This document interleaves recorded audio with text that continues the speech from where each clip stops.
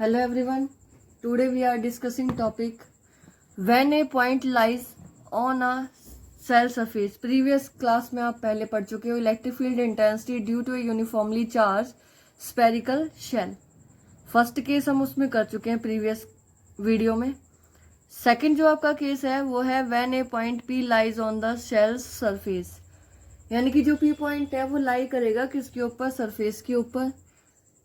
Close कर लेंगे सारे जो आपके चार्जेस हैं उनको और एक स्फीयर बना देंगे. इलेक्ट्रिक फील्ड इंटेंसिटी भी किस डायरेक्शन में होगी, आउटवर्ड डायरेक्शन में, और एरिया वेक्टर भी क्या हो जाएगा, आउटवर्ड डायरेक्शन में. Firstly make a sphere. इस पर हमें चार्ज डिस्ट्रीब्यूट करने हैं. क्या चार्जेस हैं, वो क्यू चार्जेस हैं. ये स्फीयर कितने रेडियस का हो सकता है, स्मॉल आर रेडियस का. ओ इसका सेंटर पॉइंट है. हमें चार्ज को क्लोज करना पड़ेगा. पी पॉइंट लाई करेगा, पी पॉइंट पर क्लोज करेंगे तो आपका आर रेडियस का स्फीयर बनेगा. आर यहाँ पर क्या होगा, कैपिटल आर बराबर होगा स्मॉल आर के. नेट जो फ्लक्स आएगा वो क्या आएगा आपका, phi equal to close integral E dot D S is equals to किसके बराबर, close integral E dot D S cos theta. और यहाँ पर कॉस थीटा को हम पहले क्या लिख चुके हैं, 0 डिग्री होगा.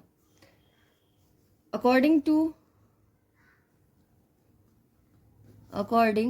टू Gaussian's लॉ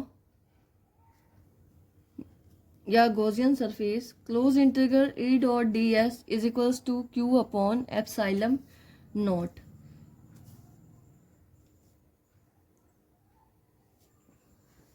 और ई डॉट डी एस को आप क्या लिख सकते हैं, और यहाँ पर capital E 4 pi R square लिख सकते हो.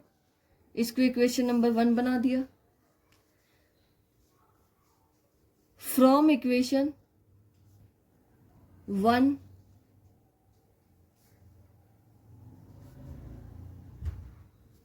ये इक्वेशन 1, ये इक्वेशन आपकी सेकंड है.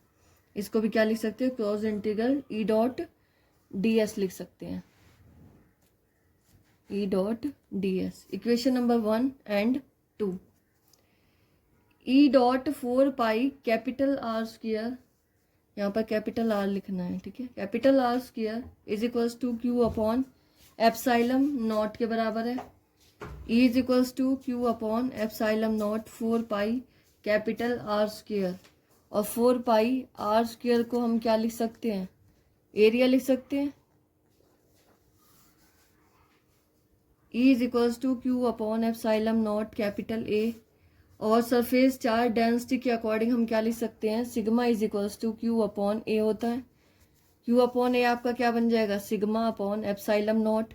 इलेक्ट्रिक फील्ड इंटेंसिटी भी इसमें क्या आ जाएगी, सिग्मा अपॉन एप्सिलॉन नॉट. यानी कि दोनों केसेस में क्या रहेगा, मैक्सिमम रहेगा electric field intensity.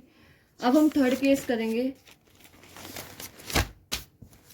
Third case है आपका when a point P lies inside the shell. Inside the shell का मतलब है कि शेल के अंदर होना चाहिए आर रेडियस का जो हम स्फीयर बनाएंगे. और पॉइंट जो लेंगे वो कहाँ पर होना चाहिए, स्फीयर के अंदर होना चाहिए, ना कि स्फीयर के बाहर. जब बाहर होगा ही नहीं, जब क्लोज चार्जेस को करेगा ही नहीं, तो आपका इलेक्ट्रिक फील्ड इंटेंसिटी आएगा कहाँ से, इलेक्ट्रिक फील्ड इंटेंसिटी नहीं आएगा तो चार्ज क्या हो जाएगा, 0. इलेक्ट्रिक फील्ड भी क्या हो जाएगा, 0 हो जाएगा. तो इसमें मेक अ स्फीयर, इस पर हमें क्या करना है, चार्ज डिस्ट्रीब्यूटेड करना है, रेडियस आर का स्फीयर बनाना है, पी पॉइंट बनाना है. इनसाइड द शेल के अंदर कोई भी पॉइंट लेंगे उस पर गॉसियन सरफेस बनाएंगे, ठीक है. और स्मॉल आपका एरिया जो होगा वो ds हो जाएगा. और चार्ज क्लोज होगा, और चार्ज क्लोज होने से क्या हो जाएगा, जब चार्जेस ही इसके अंदर नहीं आए हैं तो आपका इलेक्ट्रिक फील्ड भी क्या हो जाएगा, 0 हो जाएगा, और चार्ज भी क्या हो जाएगा, 0 हो जाएगा. E 4 pi epsilon naught 4 pi R square is equals to Q upon epsilon naught. In this Q is equals to 0, so E आपका क्या हो जाएगा, 0. तो इलेक्ट्रिक फील्ड बी आपका क्या हो जाएगा 0। The field due to a uniformly charge spherical shell is 0। आप क्या लिख सकते हो, द फील्ड, इसमें मिनिमम हो जाएगा इलेक्ट्रिक फील्ड इंटेंसिटी, क्योंकि मिनिमम का मतलब है 0, ठीक है। Due to a uniformly charged spherical shell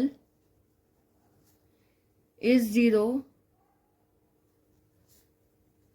at all point inside the, क्योंकि ऑल पॉइंट आपके क्या है, इनसाइड द शेल है, ठीक है। अदर नेम इसका क्या हो सकता है, other name electrostatic shielding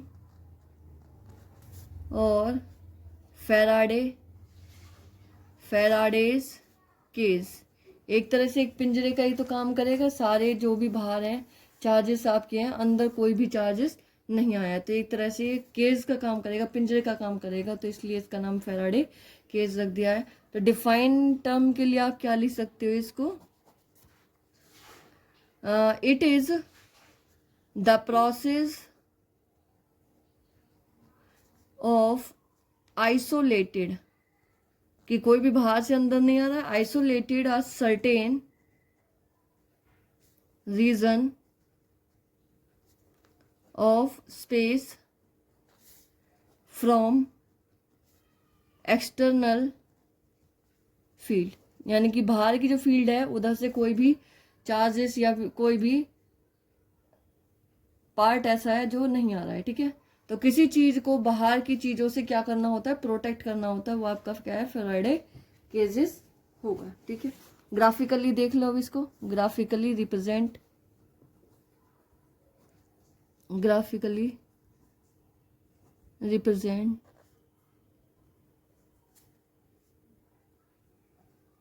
representation, एक ग्राफ बना लोगे, यहाँ पर क्या आएगा, इलेक्ट्रिक फील्ड्स आएंगे, यहाँ पर आपके क्या होंगे, रेडियस होंगे, आर होगा, ठीक है। एक केस आपका क्या था, कैपिटल आर था, स्मॉल आर से छोटा, एक था कैपिटल आर और दोनों आर बराबर थे, यानी कि एक कैपिटल आर से छोटा हो जाएगा, ठीक है। आउटसाइड द शेल है ये आपका सरफेस पर है और ये इनसाइड द शेल में है, ठीक है। तो आप क्या बना दोगे, बराबर वाले के लिए एक स्ट्रेट लाइन आ जाएगा, जिसमें आप क्या करोगे, मैक्सिमम कर देंगे इसको, और यहाँ से आपका क्या होना स्टार्ट हो जाएगा, स्लो, यानी कि E is inversely proportional R square की। आर बढ़ता जा रहा है, इलेक्ट्रिक फील्ड क्या होती जा रही है, कम होती जा रही है, इनसाइड द शेल हो जाएगा, ये आपका मैक्सिमम हो जाएगा, कैपिटल आर और ये दोनों, ठीक है। जब आपके दोनों आर बराबर हैं, एक केस हमने, ठीक है, मैक्सिमम हो जाएगा, ठीक है। Thanks for watching this video, please like and subscribe this video.